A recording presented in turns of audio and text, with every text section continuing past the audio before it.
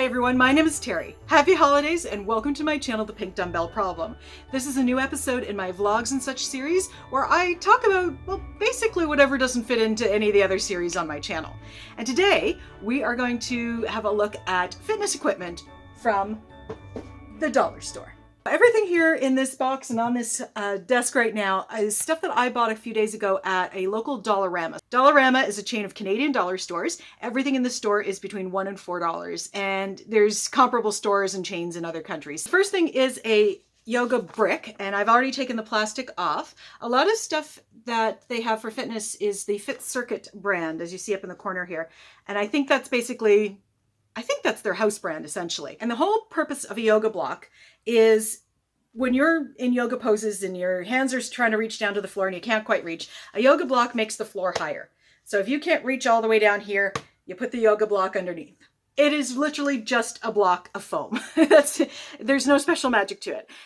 You can use anything really. There's some really expensive ones that are made of cork. They're lovely. They're quite heavy. I don't want to cart them around in my gym bag all the time, but basically a block is a block is a block. They've got a little bit of squishiness, right? You can kind of see there a little squish, but not a lot. People use other things too. Some people use a thick book.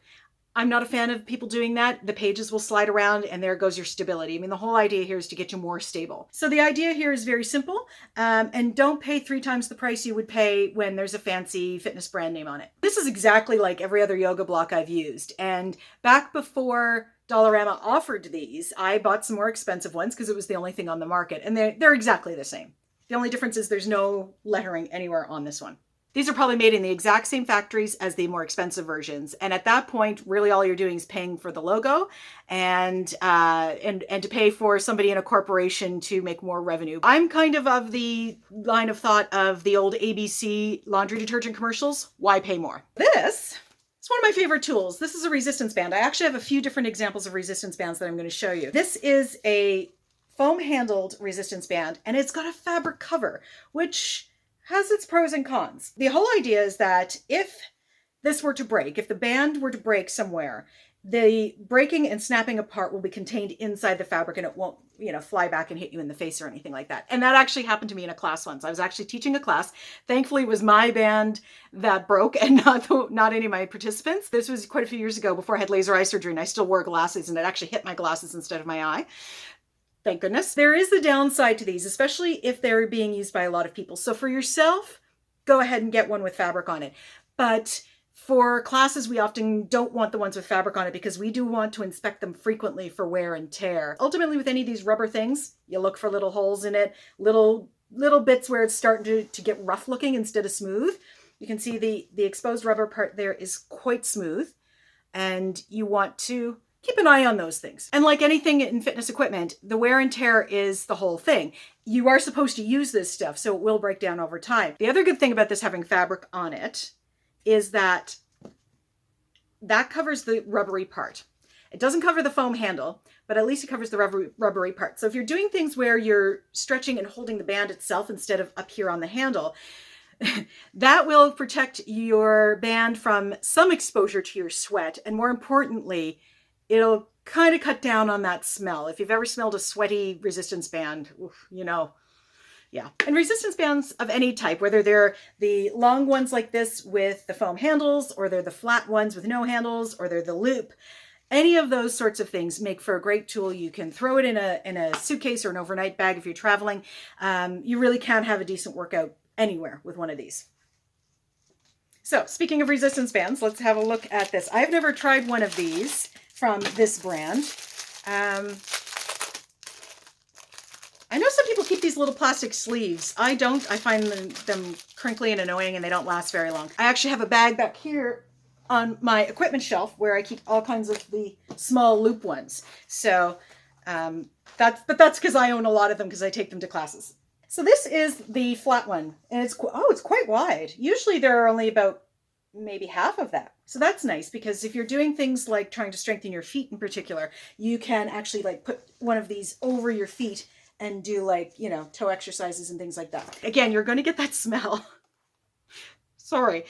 There's really no way around it. Some people find washing them helps, and they do have a little bit of a dusty kind of coating on them. So if you wash them before you roll them back up, because of course they'll stick together, just put a little cornstarch on them or some talcum powder or something like that. It will keep that stickiness away. Unfortunately, there's nothing to do about the rubbery smell. It's just there. You can wrap them around and extend them quite far. This one seems pretty stretchy. It's not the hardest resistance band I've ever stretched, but yeah, there's definitely some tension on there. You'd have to work a little bit to move this around. It stretches in all directions. It seems to stretch evenly. It's not like I'm getting like sections that stretch more than others or anything like that.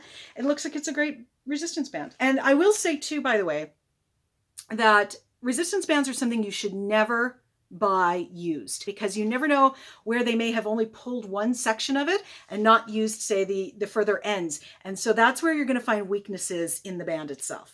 Next time we clean out old bands in the gym, I'll bring you a broken one so I can show you what to look for.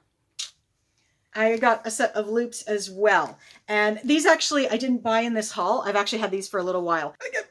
They're really tight. I haven't used these ones a whole lot because I bought them just before the first COVID shutdown. A lot of people say to me, oh, I don't know what to do with loop bands. Loop bands are great. You quite often we use them over the legs, down by the ankles, or say mid-calf, where you do side-to-side walking type work for inner and outer thigh. You can do a little tricep pull, pulling down, like stuff like that. So there's a lot of really cool, inventive ways to do that. Just as a little heads up, those of you that follow on Patreon, you're going to get a video about how to use loop bands. That's going to be the New Year's Day release for Patreon members only. Last year it was a video of all my favorite neck stretches from yoga class. This year it's going to be these guys. One of the things that I get asked about a lot is foam rollers. And I've actually taught workshops on foam rollers off and on over the years. They're a favorite tool of mine and a lot of people's. Now, here's the thing. This one has, I don't know if you can hear that. This one has a plastic inside tube, and the foam on the outside, I can squish it a bit, but it's really quite hard. It's not quite as hard as the yoga block, but it's pretty tough stuff. For me, I actually bought this and I keep this only for when I do foam roller workshops. It's too hard on me. I find it way too tough on my muscles, particularly my bad shoulder. That's not to say it's not a great foam roller for you. It might be. It's just, yeah, it's a little too hard, a little too bumpy for my tastes. I prefer a smoother one. You can see I've got this one back here, which is still quite firm. That's about the same firmness as a yoga block. And you can get them that are even less firm than that. Of course, the problem there being over time, they squish down. So you have to replace them more frequently. Not a bad foam roller, just not my taste in foam rollers. Because I needed a new one anyway, I got a new yoga mat. Now, I happen to really like a thin yoga mat. And this one looks to be about 3 millimeters. There's that new mat smell. You can't miss it. This is a fairly thin mat. Looks like it's about a 3 mil, which is what I prefer. Some people like to go a bit thicker. The problem with a thicker yoga mat is that the thickness of the foam makes your feet unstable or your hands unstable depending on what pose you're doing. So if you're trying to do a balance pose and your foot is in a bunch of foam and it's kind of wobbling because the foam is really foamy, then try your pose on the floor. Same if you're working on carpet. That's why I don't teach yoga classes from here at home, because I have a carpeted apartment and I can't get good foot stability. I got to tell you, the first few classes I did after the first big shutdown were absolutely terrible because all my yoga was done here at home on carpet. And suddenly I was back in my normal fitness classrooms and my feet were going like this the whole time, going, wait, where do I balance? And so your feet are really the foundation of everything. But otherwise, it looks like a great mat. I like the color. I'm a fan of blue. I know my channel is all about pink, but I like blue. Yeah, it looks like it's got fairly good grip surface. And it's the same on both sides. So that's great. When one side gets worn down, you can flip it over and use the other side. Oh God, they do stink. This is going outside on the patio for a couple of days until it finishes off-gassing. Yikes. Discs. Kind of started, oh gosh, I don't remember how many years ago, probably 20-ish years ago now, in the fitness industry as a bit of a trend. Bit of a fitness toy, but they've actually stuck around. I didn't know at the time if they were going to. A nice smooth plastic on the front, and they've got sort of like a foam, almost like craft foam on the back. And the idea with a disc is to reduce the amount of friction your feet or your knees or your hands or whatever you're balancing on have against the floor. So the idea is to put the foam side down, and if you're on a smooth floor, then it'll it'll help you glide. And you do things like taking your legs out for side lunges and things like that, or back lunges.